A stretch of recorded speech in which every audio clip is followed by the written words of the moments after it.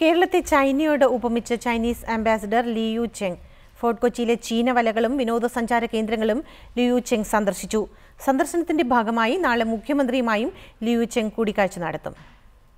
ഇതാദ്യമായാണ് ചൈനയുടെ ഒരു ഉന്നത ഉദ്യോഗസ്ഥൻ കൊച്ചിയിലെ വിനോദസഞ്ചാര കേന്ദ്രങ്ങൾ സന്ദർശിക്കുന്നത്. ഇന്നലെ ആലപ്പുഴയിൽ നടന്ന നെഹ്റു ട്രോഫി വള്ളംകളി കണ്ടതിനു ശേഷമാണ് ഉന്നത ചൈനീസ് അംബാസിഡർ ലിയു ചെങ്ങിന്റെ കൊച്ചി സന്ദർശനം.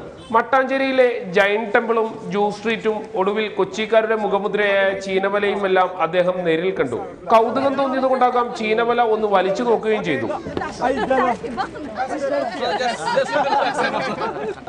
കേരളവും ചൈനയും തമ്മിൽ നിരവധി കാര്യങ്ങൾക്ക് സാമ്യമുണ്ടെന്ന് അദ്ദേഹം പറഞ്ഞു. I think we have a similar in China have the dragon boat race, and here is the snake boat race.